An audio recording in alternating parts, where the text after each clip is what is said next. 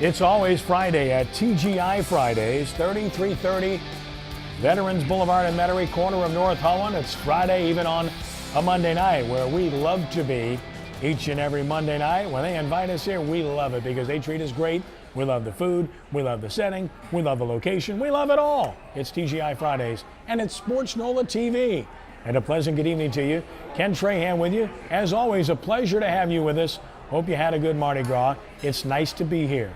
And as always, we break down everything in local sports, and that includes high school, college, and pro, football, basketball, baseball. We'll delve into each aspect here this evening, and we will do so with an outstanding host of panelists once more, including our regulars. Brian Alley Walsh of sportsNOLA.com, writer extraordinaire with the worst cap in New Orleans. Brian. Kenny, it's always glad to be here, and I tell you what, we've got Laura back behind the camera, so things are good today. Wow. What's he bucking for? Torrance Small, former New Orleans Saints wide receiver, NFL wide receiver for over a decade with us as well. Torrance? Great to be back. I missed you guys last week. They say never say the word never, and I said it, but I never thought I'd miss Brian Alley Walsh. Happy to be back.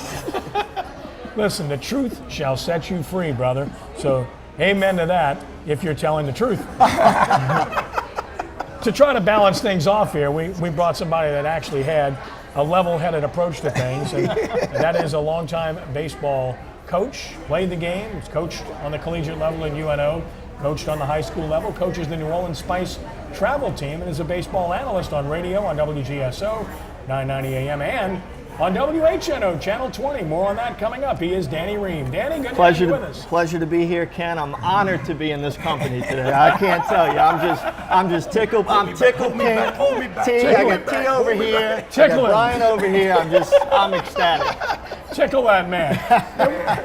I'm just glad he's between us, okay? Keep them apart. We're going to talk more about baseball extensively later in the show because we're venturing into high school baseball on WHNO Channel 20. And Danny, we'll talk about specifics a little bit later, but before we go to break, just briefly about how excited you are to be part of getting something done like this on WHNO. Yeah, it's a first for the New Orleans metro area, Ken. We're putting prep baseball on TV with regularity. We're going to have 4 games broadcast this year on WHNO television, and we're just so excited about it because it allows us to showcase the great teams in the area, the wonderful players, coaches, institutions involved. We've got the Jesuit Blue Jays, Rummel Raiders, Shaw Eagles, Brother Martin Crusaders, and Holy Cross Tigers, all a part of the inaugural season for the first NBC Bank Prep Baseball Showcase. Well, we look forward to it. We're going to talk more about that extensively coming up in just a bit. Right now, we'll take a timeout, and when we return, we will turn our attention to football and the NFL Scouting Combine and local players, among others. Later in the show, we'll talk extensively about that combine and 2 primary quarterbacks and debate it as sportsNOLAtv continues from TGI Fridays, 3330 Veterans Boulevard in Metairie.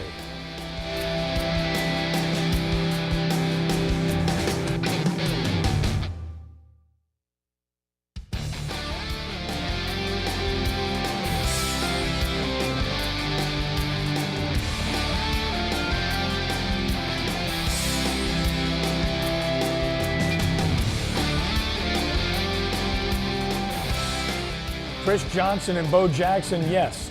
Rondell Melendez? ¿Qué pasa? I don't know.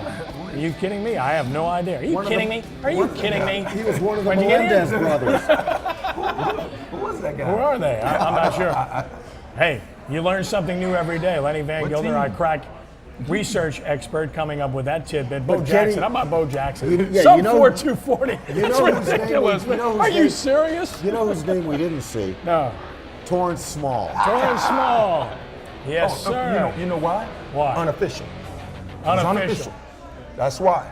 Don't you get a kick out of all this high school recruiting when you read all these services about this one runs a 4.3, this one runs a 4.4? Let me tell you something. On every NFL team, you might have a total of about 8 to 10 guys that run 4.4 or less. That's very, very rare. And yet, if you believed everything you read about high school players going into college, you would think that all of them run 4.4s or less. It's ridiculous. And you find this out when you get these guys timed at places like the Combine. Exactly. And this is the thing. This thing, guys come up to me and they tell me, yes, this guy's real good. He runs a 4.3. I said, okay, he probably did run a 4.3, but who timed him? That is the key. Well, sure. Who timed him? And what device did you use? Exactly, because you have guys out there. They don't know how to time properly. They don't know when to hit the start and when to end. So you never have a true time unless you get around NFL scouts. The Combine going on in Indianapolis, of course, started this past weekend, and this is really something that does determine some pecking order. Most of it is already in place, but there are a few things that do change. Taking a look at some of the dates, of course, the Combine in Indianapolis through Tuesday, and then the deadline for designated franchise transition players is March the 5th, and then March 13th, 2012 league year begins, and free agency begins at that point. Brian, the Combine, a lot of local players, we'll talk about that in a moment, but much ado about nothing, very significant or somewhat significant in your mind? Well, I think the most important thing about being at the Combine, Kenny, is one, it allows all teams to get the same kind of literature or information from a medical standpoint. They are prick-probed, and there's enough information coming out of those exams that gives everybody a good insight. Plus, it allows teams individually to speak to players that they may be pursuing in the draft. So I think that as much as anything else, Kenny, it helps them gather information. Yes. Now I had the opportunity to go to the Combine. And what year was that? 1927. Yankees won the World Series, Murderers Row. This moons ago. Who was the But That's what I said, moons ago, yeah. I had the opportunity to go to the Combine. And we're like her, you're running through, all the teams are poking on you. They have you with your shirt off, they're weighing you in, they're seeing how tall you are, they want to see how fast you are. You go through a lot of this stuff. I'm pretty much like Brian. I don't think it leads up to much enough. Just the part with the interviews, I think are great. I think the medical records, I think that is great. But to time me and work me out, and then when I go to my school official workout day, you're going to do the same thing. Why have it with all that? I think it's a bunch of hype. I think it is great for those players who we don't know, but for players who we do know, I think you can find that out when you go to the official school workout. Danny, you're a baseball coach. You had to recruit and go through the same process with players and evaluation. How much stock did you put in individual workouts and times as compared to guys playing the game? Right. Well, you see it all the time, Ken. You have guys that are outstanding batting practice hitters.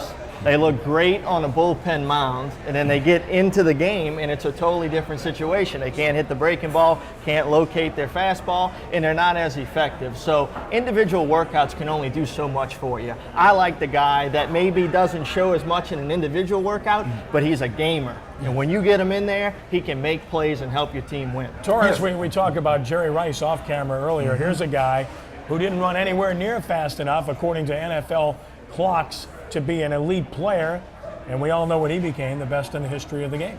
Yeah, it's about playing the game, guys. It's about playing the game. See, the one thing about professional, whether it's baseball, football, basketball, what it is, can you compete? That is the thing. And the one thing you say individual workouts. Individual, you're not competing. When you're out there and you have to compete against somebody, that's what separates, and that's what separates Jerry Rice from everybody. He knows how to compete. Well, Brian, as you look at the Combine and what's happened in Indianapolis and what's going to happen beyond that, there are many guys with local ties that certainly have a lot of money to make or maybe lose. That's why quarterbacks typically don't do everything they're asked to do unless they have everything to gain and nothing to lose. So the top guys aren't going to throw to receivers they're not familiar with on a surface they're not familiar with, typically speaking, and we've seen that again this week. And we'll talk more about the top quarterbacks coming up. Jordan Jefferson at the Combine. I'm sure. surprised by that, and I wonder what was the basis of him being invited. And I don't say that to insult him at all. No, I understand. I agree with you totally. We talked about this before, is that you wonder if Les Miles, as head coach, maybe had some influence, because Jordan Jefferson is not the kind of guy that you're going to bring to a Combine. And if I can just add something, there's some fallacies to the Combine. That's how the phrase workout warriors develop. You get guys that bench 225 out of the roof, or they run the 40 or something like that.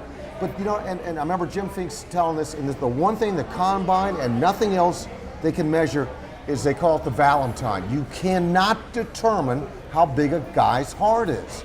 And that's the one thing that you just can't determine. You say gamer, it's the same kind of concept. Yes. You don't know. And Danny, when you look at Jordan Jefferson, maybe the reason he gets invited is because he's 6'5", because he weighs 240, and because he runs in the 4.6 range. Maybe that's why he gets invited, as compared to a sampling of 4 years of quarterbacking a high-level team on the field with mixed results. Well, he's obviously a great athlete. He's an athlete. He's right. an athlete. Yeah.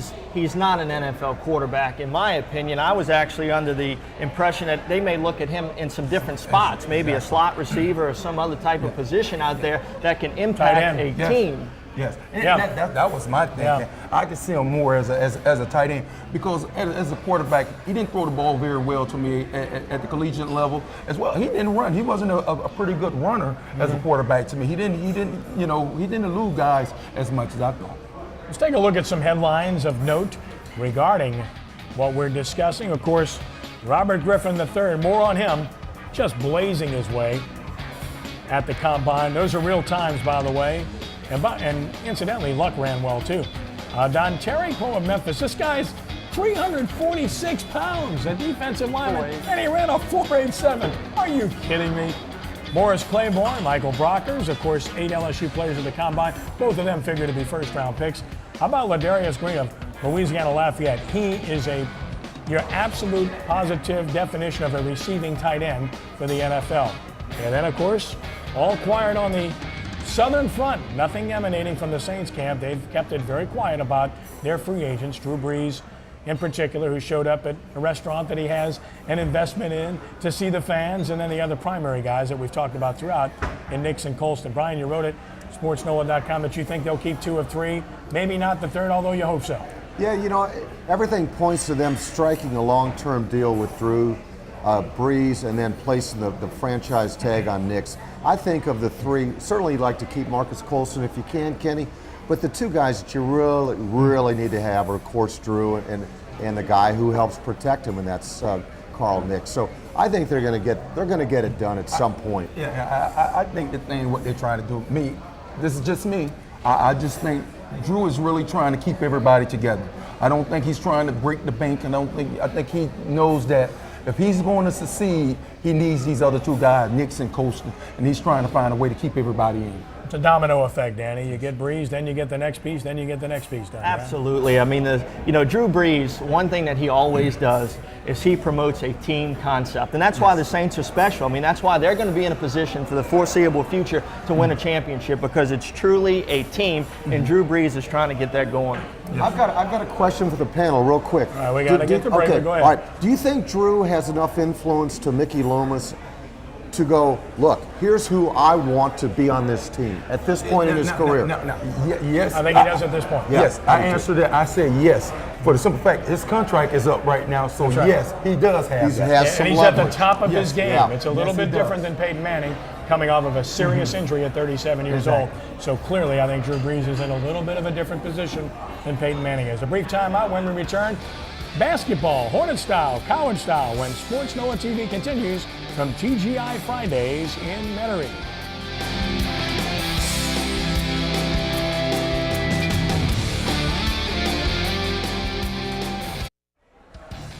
Our sportsNOLAtv trivia question of the evening.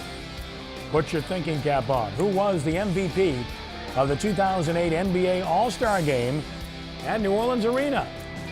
Again, 2008 MVP All-Star Game at New Orleans Arena. Remember that? Ken Trahan, sportsNOLAtv, TGI Fridays, 3330 Veterans in Metairie. And thanks to Ronnie Bouvier and his outstanding crew for having us here once again. All-Star break, of course. All-Star Game played last night in Orlando, and the Hornets did not have representation. When you have the kind of record they do, that isn't going to happen. But their results most recently have been significantly better. Let's take a look at some of the most recent Hornet scores. Played competitive after being way back in Oklahoma City, but never really had a chance to win the game. Losing by 8, Jarrett Jack returned, played well. Reyes Vasquez continues to be a nice player in development. And then the overtime loss, tough one at Indiana. Roy Hibbert went off in that game. facing their former teammates David West and Darren Collison. Lost by 9 in overtime. Trevor Ariza and Jarrett Jack were standouts in that game. And then the Hornets came back and they won at Cleveland over Byron Scott, the former Hornets coach, and company, 89-84. Marco Bellinelli's had 7 straight double-digit scoring games, and Chris Kaman came up big again. He's had a very good run of games, including in this game, which we'll take a look at. Kyrie Irving, Chris Kaman. Hey, Irving is some special rookie, but Kaman is really playing well. Outstanding interior passing there. And okay, Torrance, as you look at the way they're playing right now, you got to be encouraged. They really don't have any bench. They've got a bunch of guys that, you know, you basically would consider D-League players. Donald Sloan, Solomon Jones, Lance Thomas, and here they are winning games and being competitive. Oh, yeah, that's the one thing we want. We just want them to be competitive. And right now, with what they have, you know, we'll accept that. These last, 5 games, I think they're 3-5 in the last few last games that they played, 3-5. Keep improving. We just, keep improving. We don't want to win too much. No, I hear you, and that's the kicker, Brian. They're playing well, and are you really that happy about that? You know what I mean?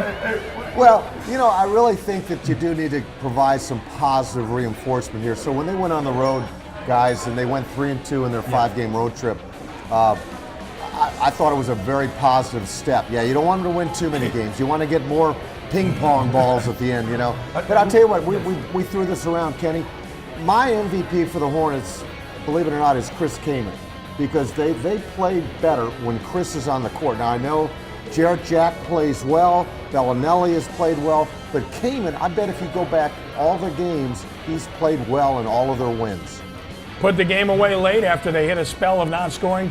Came in with a flush, and then Jarrett Jack with a pull-up jumper just from the left key area of the lane to put the game away, and the Hornets win that game 89-84. Danny, it looks like an ownership group will be in place very shortly here, and it certainly looks like it's going to be the California group that's being fronted by Mike Dunleavy, and it looks like the league's going to make sure the team stays here. Clearly, this is a positive development. Oh, absolutely, and stability is what the New Orleans Hornets are looking for right now. They need to know who is the owner and what is the direction that ownership group wants to go in, and as soon as they can get that finalized, you're going to see a totally different energy in this franchise. I think so too, and I think that's something that's long overdue, and I think it's going to be very interesting, Brian, to see what happens with Chris Kaman and Eric Gordon if Mike Dunleavy comes in here and is, say, the president or the general manager or the coach or whatever role he's going to play, because he was the coach and general manager in Los Angeles with the Clippers when they drafted Gordon and when they had Chris Kaman.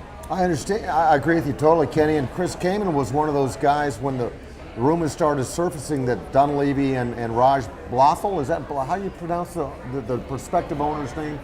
Is it Raj from the West Coast? There you go.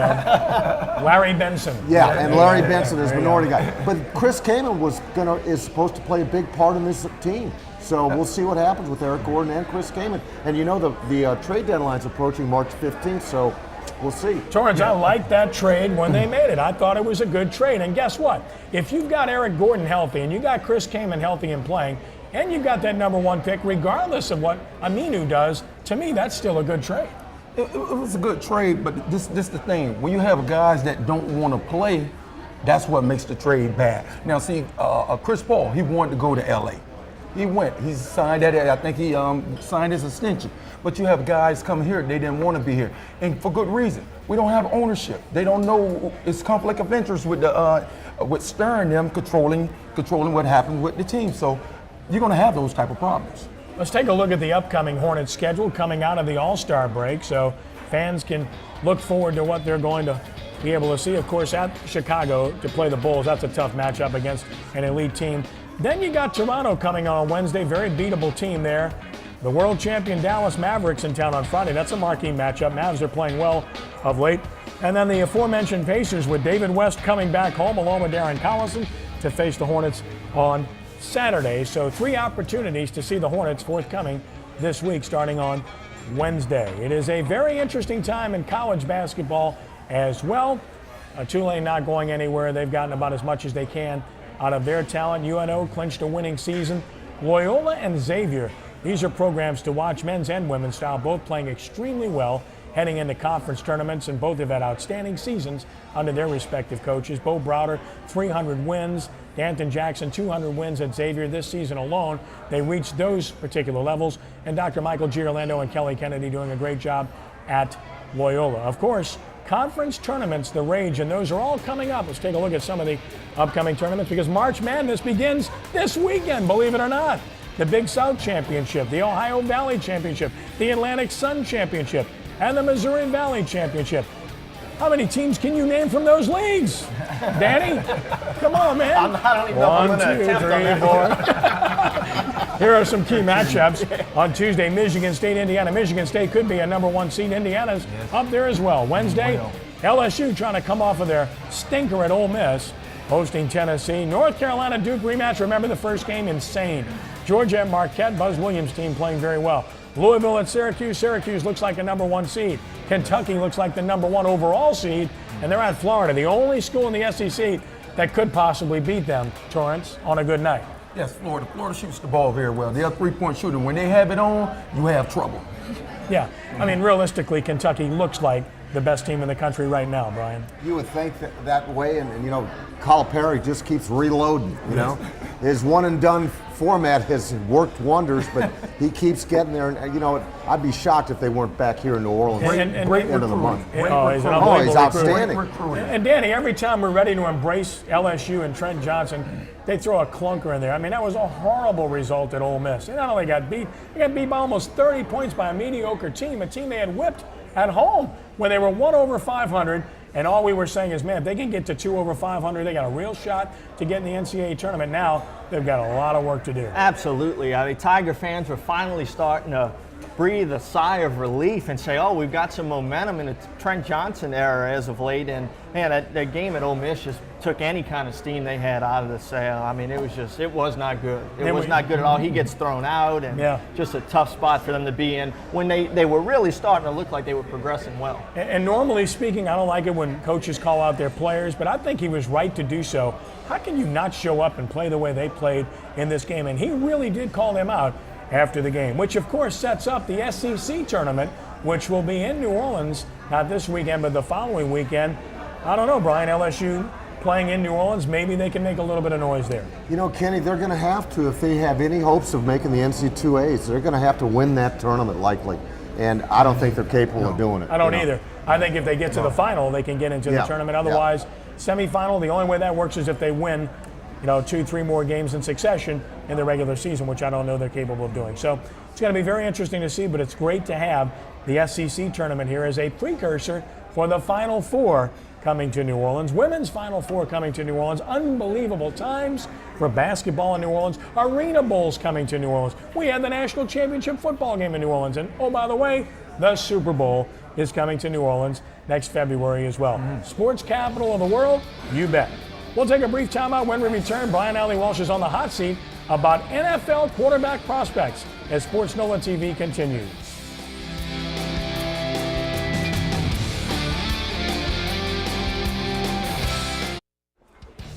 Our sportsNOLAtv trivia question of the evening: who was the most valuable player of the 2008 NBA All-Star Game at New Orleans Arena? Answer is LeBron James. LBJ, 27 points, 8 boards, 9 assists at New Orleans Arena in 2008. Great time, helped solidify the Hornets franchise here. By the way, that was in the midst of a special season for the Hornets when they went on to the playoffs and won against the Dallas Mavericks before losing in 7 games to the San Antonio Spurs. Ken Trahan, sportsNOLAtv, TGI Fridays, 3330 Veterans in Metairie, corner of North Holland. And it's time now for Brian Alley Walsh's favorite segment, our Hot Seat segment, where we place Mr. Walsh on the firing line and heat him up a little bit with this topic. 2 quarterbacks figure to go extremely high in the NFL draft. They are Andrew Luck and Robert Griffin III. Both quarterbacks, Brian, underrated, overrated individually, and why? Thank you, Mr. Trahan. It's always nice to be on the dais here. I would say, in a nutshell, both are overrated. I think Andrew Luck is being compared to the next John Elway. Give me a break, all right? He is a good quarterback. He did not have a good last season. I don't know if it was his senior. Yeah, it was his senior season. He came back. I just think that he's gonna do well. He's definitely a projected starter. He'll go to Indianapolis and start on that ball club. But let's give him time. He's not John Elway yet. As for RG3, RG3 was being touted as a wide receiver coming into this season. All right, he's a tremendous athlete himself. He doesn't take the ball under center. You're going to have to show a little bit. He's going to have to show me a little bit more. He's going to have to play more in a pro style. Apparently, he's good in the classroom. He's an excellent athlete. We'll see. But I think they're both overrated. Oh, I beg to differ on that. Why am I surprised? He's old. Let's see now. He's okay though. He's okay. My take on it, Andrew Luck. I think he's right where he should be. I had the opportunity. I didn't know much about the guy until I had the opportunity to see him play in a couple games, and I think he can run a pro-style offense. I like the way he drops back. I like he takes the open receiver. You got to look at it. He didn't have great talent around him, but he made his team better by his decision making, the way he handled himself on and off the field. I think he is pro-ready. For RG3, I think he's underrated. I think he is showing that he is a much better player than we all expected. He's a very smart player. We didn't realize how smart this guy was. This guy's very smart. He's very talented. He showed that by the way he runs, with his speed, his 40 time. But as far as him not taking the ball up under the center, Cam Newton showed us that. Andy Dalton showed us that. I think this guy has the same talent as those two guys, and I think he can come in and he's ready to play as well. I think Andrew Luck fits in very well at the NFL level. I think they're both great, obviously, college quarterbacks, but yes. Luck is my pick for NFL success. Griffin, I'm going to defer and go with you. With that same type of feel. I want to see him. This guy, he's coming back next week. Turn your pockets inside out. I want to see Griffin. I want to see Griffin under center. I want to see him operate those NFL pro style offenses because it's a totally different animal from what he ran at the collegiate level. Okay, that's what they said about these last two young men that I explained that did very well. When you have 4.1 speed, you will be able to make up for not getting up under the center. Who's got 4.1 speed? I'm sorry, 4.41 speed. Let me rephrase that. Okay. These two gentlemen have almost lost their hat on that. But this guy's an athlete, but not only that, let's talk about this guy smart. Graduated in 3 years. Smart guy. Can pick up defense, can read defense. That is the big key. It's not so much getting the ball from under the center. That is not the thing. Can he throw on time? Can he drop back? That is going to be the key. The key is not can he get the ball from the center. Yes, he can get the ball from the center. Anybody can do that. Are you done? Yes. Are you finished? You can get the ball from the center. Read my lips, Mr. Small. What I'm saying is, in the case of Andrew Luck, is that let's not make these strong comparisons to John Elway just yet, all right? Yes, Stanford background. Yes, he's white. Yes, he may be smart. He's got a good arm. Let's see him do it, okay? Let's see him do it. Let's not canonize this guy yet. That's all I'm saying. Where I do think RG3 is overrated. The guy is good. The guy can run a pro set offense. He ran it with two tight ends and two receivers. I think he's going to be great at that. All right. Time for the judge to render his judgment here. Here's the deal. I don't have a problem with either one of the guys in terms of them being successful in the NFL. In fact, I think they both will be. I think it's unfair, some of the things that have been cast upon Luck in terms of some of the comparisons, as Brian alluded to. I don't like comparisons. I think comparisons are ridiculous. Yes. Each player is an individual. I think Andrew Luck is ready to play in the NFL. The problem is he's going to be with a team that's not any good. So it's going to take him a little bit of time to assimilate to that and to have success. That said, I think he's equipped to have success. Is he overrated? Maybe by the standards that have been set by some people for the guy, which are completely unfair. But I think he will be successful at the NFL level. As for Robert Griffin III, I think he truly benefits from what happened with Cam Newton this past year. That opens the eyes, opens the ears, and some of the closed minds of some NFL executives about that type of quarterback. And it's not black and white. It's about the type of quarterback we're talking about. Tim Tebow fits into that as well. It's not black and white. It's about the kind of quarterback. He's an athlete. What does that mean? You've had a lot of good athletes play quarterback in the NFL. Bottom line is Griffin can throw the ball very well. He's bigger than we thought. He's smarter than anybody knows, and he's got a great personal makeup. He's positive. I think he'll be good in the NFL. So overrated? Not at all. It's time now for our Marvelous Minute with Marvelous Marvin LeBlanc. Go to marvinleblanc.com/TV and get inspired as we are each and every week. Brian Alley Walsh takes notes, brings his recorder, and he listens to those conversations as he goes to sleep every night. And I'm lying. There's a line there, Kenny. God forgive me. I'm not telling the truth, but he is truly inspirational. With that, here's our friend, Marvin LeBlanc. Thank you very much, Kenny. Today's leadership moment is going to be aptly entitled The Darkness of Uncertainty. And if you've listened to this wonderful panel today, we've heard this topic mentioned in several different ways. Whether it's a young man during a combine trying to get drafted and make his dreams in an NFL, or whether it's you as an employee wondering from one week to the next whether or not you're going to get paid or you're going to get laid off. Perhaps it's you, a business owner out there watching, or a business manager trying to make payroll, trying to make a business run and wondering whether or not you can keep your business model current. This is what we need to remember. All of those things have the same thing in common. They all have a darkness of uncertainty. And on page 191 of this book right here, it has a quote, and that quote is, "When everything is uncertain, Torrance, anything is possible." So if there was a way that you could have a step-by-step system to help you during those times of fear, to help you during those times of uncertainty, just go ahead and reach over to Amazon.com and grab either a book or an ebook. Or if you're a meeting planner and you're looking for your next meeting to have pep up from the neck up, then it's time to call MarvinLeBlanc.com, your local high-performance strategist. Now it's time to go back to Kenny. Thank you. Wow. Pep up from the neck up. I love it. Wow, I love it. Hey, man, that's cool, man. Kenny, I have a question. Is that book free?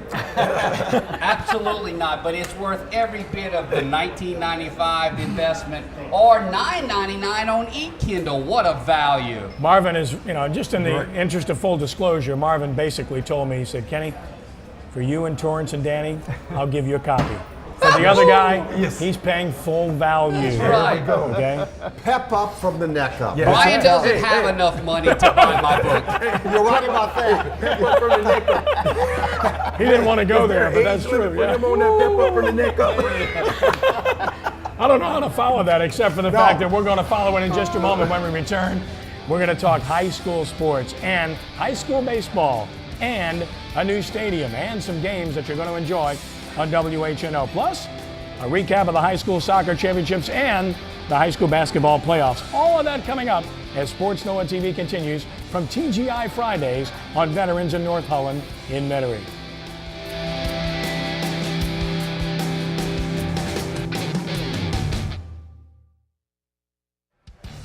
Don't forget to ask Sports NOLA. That's at sportsnola.com. Send us your questions now.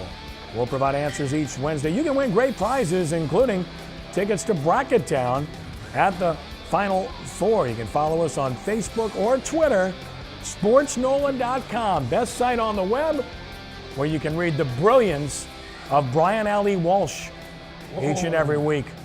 And if you're lucky, maybe more than once per week. But he's tough to convince to do much beyond that. He's a prima donna, but we love him anyway. He's just getting hammered here today. I'll tell you what. And we really do love him too, but it's okay. Hate me to be you, bro. Now you want to give him his money back up. Listen, it's a great time for prep sports. A lot of things intersecting, and of course, high school baseball has started, and it has started in earnest. And speaking of high school baseball, we have a special opportunity here at WHNO to bring high school baseball games to you on over-the-air television. First time that that's been done. And those games will be on WHNO TV Channel 20 starting this weekend. WHNO's Emmanuel Peppers of sportsnola.com has the details.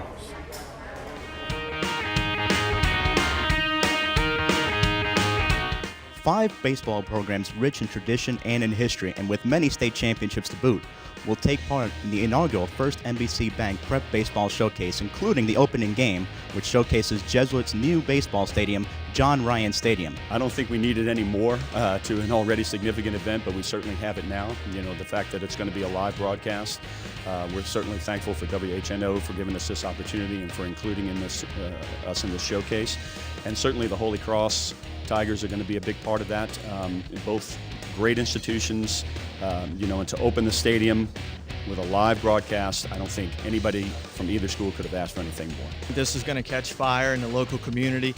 We think that people are going to see this on television and really be energized by the prep game, and that's what we're trying to do. We're trying to promote these schools, the players, the coaches, you know, put them in a great spotlight on WHNO television this prep season, and, you know, let them kind of run with it. We think once that takes place, it will grow and it will be extremely popular. And this is not something that we just want to do this year. We want this to become something that people look forward to each and every prep season. You look at the quality of teams that's going to be in this, and the kids get an opportunity not only to play great baseball, but to be on TV. It just sends a lot out to the community about our programs, about our schools, and we're very excited about it. We're just delighted to be a part of it. You know, obviously this type of event, this type of significant event takes the work of many people and the cooperation of many important people.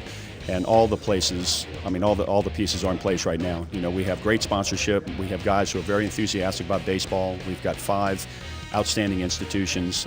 So I think it's going to be a great event, not just for the schools involved, but for the entire community. Well, we're really excited. Danny and Wayne put together a fantastic offering for the first year of the return of prep ball to WHNO TV 20. We've got 5 wonderful schools that are going to be getting together and doing a round-robin series over 4 games. And I got to tell you, the matchups are phenomenal, and our station is very excited to be the station that really brings prep ball back to New Orleans. In fact, I say New Orleans, from Bay St. Louis to the Bayou region, covering South Louisiana and Southwest Mississippi. This is a phenomenal opportunity. We thank First NBC Bank for their sponsorship to highlight these student athletes, because that's what they are. You know, these 5 fine institutions have a long history of athletic excellence as well as academic excellence.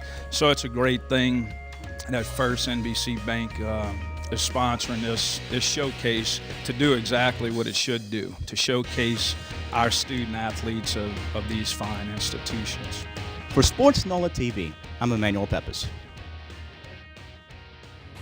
Annual, and now we take a look at the games themselves. The First NBC Prep Baseball Showcase begins with a live broadcast of the great rivalry, Jesuit Holy Cross to open John Ryan Stadium this coming Friday night at 7 p.m.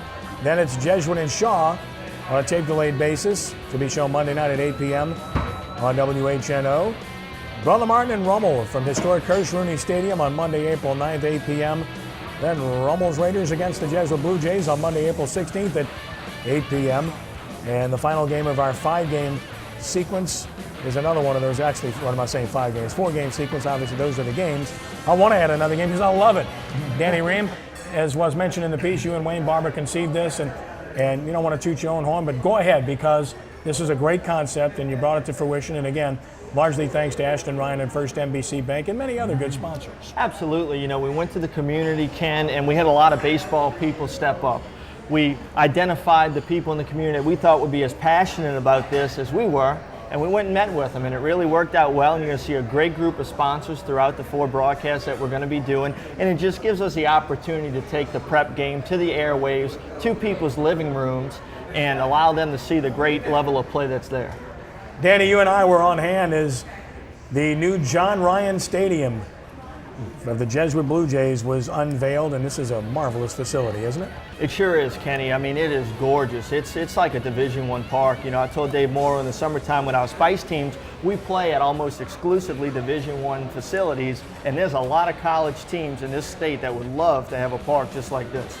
Well, it's marvelous. The grandstand coverage, seating, of course, blue chairbacks. What else would you expect? And there's the scoreboard, which has animation. First NBC and the Go Jays. John Ryan Stadium. John Ryan was a great pitcher, Danny, and Jesuit graduated in 1970. I can say I saw him pitch. That's how old I am. And then he went on to Tulane and played for Milton Retief.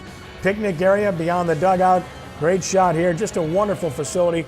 And it's really for everybody, not just Jesuit High School. Oh, it sure is. I mean, the whole prep scene is going to be better because of this. And I really commend, you know, the people at Jesuit, because this was a $8 million endeavor that they undertook, and they did it for the local prep athlete. It's going to be outstanding. Football, lacrosse, soccer.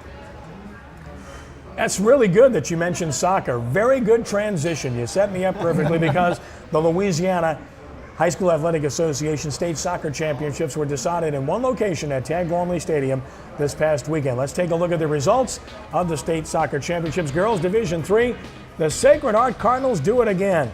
It's absolutely a dynasty. 3 in a row. Kristen Kern scored both goals. They beat Episcopal of Baton Rouge 2-0. In Division II, Turley's Catholic repeats as champions. They held off the top seed Vanderbilt Catholic 2-1, second straight title for the Lady Rebels. And then in the Division I championship game, the Mount Carmel Cubs overcome the St. Scholastica Doves 4-2 to win their first championship since 2005. Margot Fontana with a game-winning goal in the 78th minute of a great matchup. On the boys' side, two local teams. Country Day, the number 1 seed, gets it done over Northlake Christian 1-0 as they scored the only goal in the second half to knock off Northlake Christian, which had won a championship the previous year. Congratulations to the Cajuns. St. Louis Catholic, the number 1 seed, defeating the second seed Ben Franklin Falcons 1-0. They score a man down in the second half to win it for their third straight title, another dynastic program. And what a final game this was. Wow. St. Paul's was up 1-0 and 2-1. Jesuit comes storming back in the last 12 minutes to win it 3-2 on Charles Mansour's pair of goals. They win it in stoppage time. That's when Mansour scored, when it appeared that this thing was going to be going to overtime. Remarkable. And it was great to have all these games, Brian, under one roof to play all 6 championships in one location.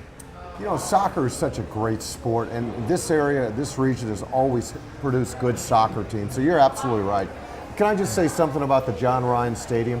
It's unbelievable. Yeah, it's great. Okay, it is unbelievable. Great Congratulations. Facility. And there's one other sport that Torrance knows about. That's basketball. The brackets, we're ready to go. The girls' quarterfinals tonight. The matchups in 5A, local teams.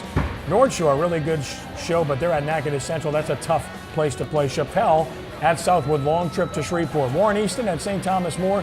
STM really good, but Easton's playing well. Broadmoor is at Salmon. Salmon, the 3 seed. McDonough 35 at Vanderbilt Catholic. Lady Terrier is always a power. Northwest at St. James. Richwood at Albany. John Curtis, I think, a real chance to win it. Yes. They're at Mansfield. And then West St. John's girls are at Central Catholic, the number 1 seeds. Flipping it to the boys' quarterfinals on Tuesday. Brother Martin, after a surprising win over East St. John, will host West Monroe. Bonneville, after a shocking win, will beat Natchitoches Central in the quarterfinals at home. Salmon, the 4 seed at Neville, long trip, but they're very good. St. Thomas More at Old Perry Walker. Look out for the Chargers and Coach Gibson. Washington Marion at St. Augustine. That's a juggernaut under Clifford Barthay. 3A Madison is at Donaldsonville. Glen Oaks at McMain. Boy, what an athletic year for the Mustangs. Jonesboro Hodge at John Curtis. Patriots, the number 1 seed. Winfield at St. Thomas Aquinas. Stephen Ronkowski, really good. And Dunham at Riverside. Riverside is very good as well. And then in 1A, Country Day on the road at Louisiana New Tech at Plain Dealing. Home of Christian at Christian Life. And in Class C, Phoenix is at Northside Christian. The regional semifinals Thursday through Saturday, 3 locations. That's new this year. In Hammond, Monroe, and Lake Charles. Talk about spreading it out. That's a lot of different places. That's a lot of good local teams, Torrance. Oh, yes, we have a lot of good local teams. I look for John Curtis, the girls. I look for them to win state this year. They've been playing very well this year. A very good, disciplined team they are.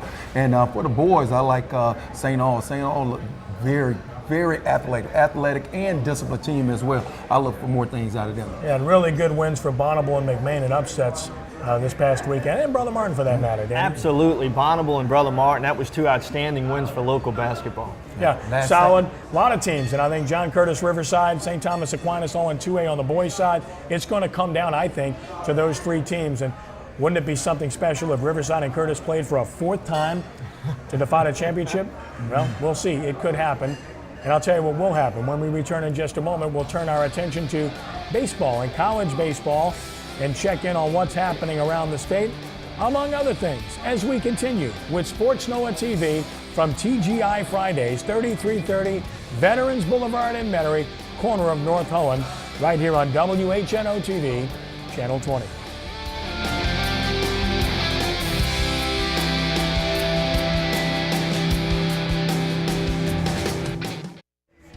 You want a good meal, you want a good experience, you want good waiting, you want good timing, you want good everything, you want a good location, it's here. It's always Friday at TGI Fridays, 3330 Veterans Boulevard in Metairie. The number on screen. Come by, enjoy TGI Fridays as we are enjoying as we speak. Ken Trahan, sportsNOLAtv, college baseball, and it's been a very interesting week. Tulane taking care of business after losing a midweek game to ULM. They sweep Indiana. Indiana, Brian. I know. Okay, I'm just saying. So, Indiana. all good for the Green Wave. And I think what was best about that is they scored a few runs, Danny. Tulane did. They sure did. Tulane had a good weekend. That was an excellent sweep for them. And Indiana didn't score enough runs. Brian? Didn't score. You know what? Indiana will no longer get any money from me. They had a chance to get a lot of money, but not anymore. And by the way, in the interest Take of their name off fair the field, play, Elkhorn State beat Air Force, didn't they? Hey, after what LSU gave us, we need to do something.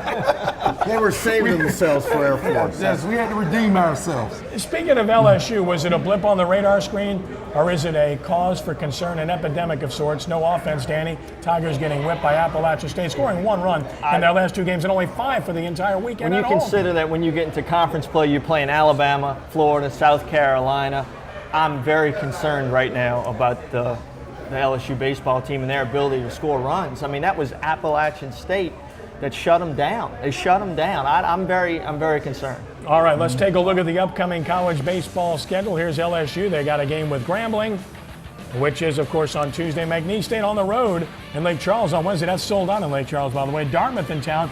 That's their season openers, by the way, coming down here to play LSU. Tulane's got SLU. That's a big game. The Lions off to a great start. Then it's Alabama, big weekend series. Speaking of the SEC, they're in town to play here this weekend, Brian. That's a big weekend series for the Green Wave. Actually, it will tell a lot about Rick Jones's team right now, but knowing that we've got an Alabama grad here, I like Tulane to sweep the whole series. I mean, hey, listen, you got a water collision here, Danny. You got the wave and the tide. You know what I mean? But the good thing is, though, is Coach Rick Jones is playing a tough schedule. Yeah. He plays Alabama, then the following weekend they're on the road at Wichita State with LSU in between. So Rick Jones is going to find out a lot about his club. LSU's got great facilities and great pitching, but you got to score runs. Hey, you have to score runs. In baseball, if you don't score runs, it's going to be hard unless you have great pitching. And I don't think they have them both right now. Well, they got great pitching, but how great is it? It needs to be superb if they're not going to score at all. So that goes without saying. Gentlemen, it's been a pleasure. Danny, great to have you with us this evening, man. Great to be here. Like I said, honored to be in between these two guys. First NBC Prep Baseball Challenge starts Friday night. Jesuit taking on Holy Cross on WHNO. You want to be there. Brian, thank you. sportsNOLA.com. Torrance Small, keep up the good work. We'll see you again next week. Now, this is Ken Trahan from TGI Friday saying thanks for joining us. Be a good sport. God bless you all and all. Bounding third and heading home. So long.